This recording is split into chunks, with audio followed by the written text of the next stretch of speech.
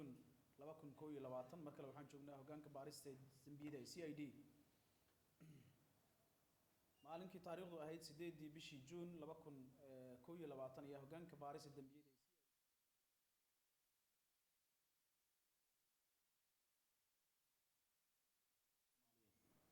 toddoba iyo labaatankaas qof ayaa isugu jiray 22 qof oo dumar waliba dhalinyaro u badan saddex qof oo rag ah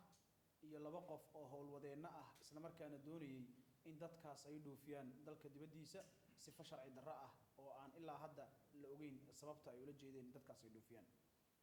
dhammaan dadkaas ahaa muwaadiniinta dhalinta Soomaaliyeed ah waxaa loo waday dalka dibadiisa iyadoosan iyaga ruuxooda wax fakara ka haysanin meesha ay u socdaan aysan jirin cid la og marka laga reebo dadkii waday qaarkoodna xitaa waalidiintoodu aysan ogeyn isla markaana ay u ahaayeen awlaad wax u barata oo u diiwaan gashan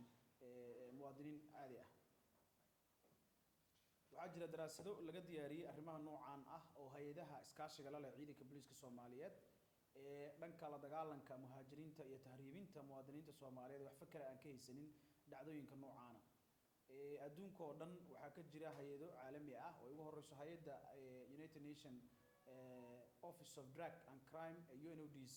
ay ka mid tahay tababarada gacanta marka siisa ciidanka booliska Soomaaliyeed marka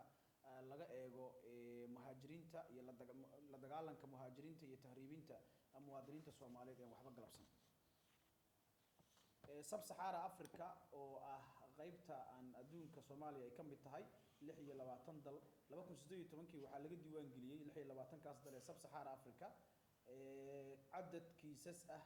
oo aad u fara badan kiisaskaas ayaa daraasadaha aad ka dheehan kartaan bogagga website-yada caalamka ee lagu diiwaan geliyo ay dhigayaan 14% ka mid ah dadka tahriibaha bariga Afrika ka tahriibay yihiin rag 7% ay yihiin dumar saasoo kale 7% ay yihiin wiilal dhalinyaro ah 32% ay yihiin gabdho da'yar ah oo caalamka intiisa kale loo wada tahriibay dhamaantood waxaan u baahanahay in arrinta ummadda Soomaaliyeed ay fariintan qaataan ay ku baraarugsanaadaan oo diyaar u ahaadaan lana socdaan siiba khaasatan waalidiinta Soomaaliyeed inay ka warhayaan caruurtooda halka loo wado sidii u socdaan la saaxiibaan la dhaqmaan ogaadaanna dhaqdhaqaaqay habdhaqanka caruurtoodu ay ku socdaan maxaa yeelay dhammaan kiisaska human trafficking la xiriira ee hoggaanka baarista dambiyada CID-du gacanta ku dhigay waxaa daba socda waalidiin aan wax war ah iyo wacaal ah caruurtooda u haynin meesha ay u socdaan iyo meesha ay ka yimaadeen iyo waxay dabacsanaayeen halka markaan uga baxo dhanka kale xalay 12kii bishii June 2021 shalay xalay fiidkii abaara 1:20 ayaa lagu arkay meydka qof dumar ah xaafadda Galmudug ee ka tirsan degmada Dharkeynley ee gobolka Banaadir marxuumadaas oo lagu magacaabi jiray Caasha Maxamed Cabdicasiis ina hooyo raaso Siraad Cusmaan 20 jir ahayd ku dhalatay Qalaafe isla markaana deganeyd degmada Garas Baalley taasoo la dilay isla markaana meydkeeda laga helay xaafadaas ayaa lagu soo wargeliyay ciidanka booliska Soomaaliyeed arrintaas dhacdadaas dilka Caasho waa arrin aad u fool xun qoyskii eheladii iyo qaraabadii ay ka dhimatay Caashana waxaan leenahay inna lillahi wa inna ilayhi raaji'uun ilaahay iyada naxariistii janno ha siiyo qoyskeedii iyo qaraabadii dadkii ay ka baxdana samir iimaan ha siiyo hoggaanka baarista dambiyada ciidanka booliska Soomaaliyeed waxaa socda baaris arrinta lagu korgalayo walow eedeysanihii ilaa hadda aan gacanta lagu haynin laakiin ay socdaan baaris iyo dabagallo la xiriira arrintaas sida horeba dhowr jeer u dhacday ciidanka booliska Soomaaliyeed falalka noocaas oo kaleeta ah dabagallada iyo la dagaalanka ka hortagga iyo ka dabatagga falalka noocaas markay dhacaan dhowr jeer oo kala duwan waxaan u soo qabanay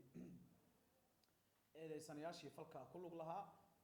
dhowr jeer hore waxaad ogtihiin in kiisas xamar ka dhacay oo eedeysanayaashii ay baxsadeen gobolada laga soo qabtay kiiskii u dambeeyay ee gabadha degmada Wardhiigley ninkeedu uu ku dilay saasoo kale gacanta lagu soo dhigay waa la wadagnay bulshada Soomaaliyeed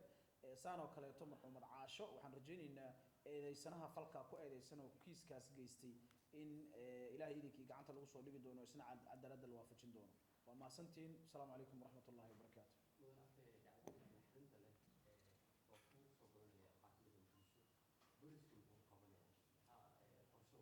waa mahadsantiin Haajir annaga sideedana waajibaadkeenu waxa weeye ka hortagga iyo ka dabatagga dambiyada dhaca oo aalaaba bulshada dhexdeeda ka dhaca marka ma dhihi karno mana dhahayno dambi oo dhan waa cirib tiraynaa laakiin mana jirto booliis caalamka oo dambiga adduunka ka dhaca cirib tiri karaa daraasadaha adduunka waxay sheegaan dembi wuu jirayaa inta bini aadanba uu jiro marka waxaan ku howlanahay yaraynta dembiyada noocaas ah dee sababta kaliftay in dembiyada noocaan ee qoyska la xiriira mar walba la xiriira dadka dhexdooda ee dilalka noocaan ay soo kordhay waliba targetka dumarka iyo hablaha Soomaaliyeed ka dhigay arrintaas baaristeedana waa socotaa waxaana socda hadda daraasado arrintaas looga gol leeyahay in la ogaado waxa hadda soo ifbixiyay iyo waxa kordhiyay falalka noocaan oo soo laabtay in dhawaala bulshadana waxaan uga digaynaa in ay arrimahaas oo kaleeto ay aad uga feejignaadaan wixii dhacdooyin noocaas la xiriirana ay hay'adaha ammaanka oo saldhigyada booliiska degmooyinka gobolka Banaadir ugu horeeyaan la gaarsiiyo dhacdooyinka noocaas sidii looga hortago eedaysanin oo u baxsan dambi kale oo mustaqbalka dhacan aan uga hortagno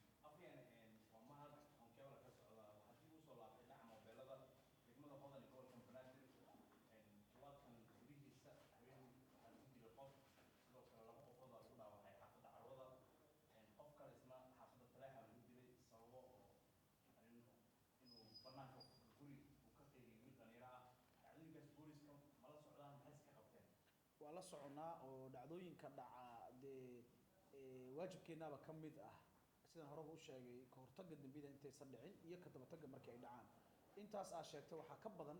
inta laga hortago ee dhacdooyin ah ee dhac mobile ah ee burcad hubeysan ah ee magaalada daafeeda ka dhaco waxaad ka hadashay kaliya degmada Hodan laakiin degmooyinka kaleeto sidaas oo kaleeto waa lagu guuleystay waana laga hortagaa yaqshida u dambeysay howlgalo laga sameeyay oo burcad lagula dagaalamaa jira waxaa jira dharkeyley howlgalo saas oo kaleeto burcad lagula dagaalamay howlgalladaas waa jiraan marka waa runtaa waa dhaceen waana lagu howlan yahay in howlahaas la cirib tiro ama la yareeyo intii karaankeenna ah ilaahay idinkiisana waxaan rajaynaynaa sidii dhacdooyinkan ay u kordheen inaan saas oo kaleeto la dagaalan fiican ka sameeyno oo dhacdooyinkaas laga hortago howlgalladan waa socdaan asbuucyada nagu soo foolanay insha Allah kiisas noocaas iyo natiijadooda iyo tirakoobkooda waan la wadaagi doonaa wixii aan ka qabanay. Wama idinka mudan. Assalaamu calaykum.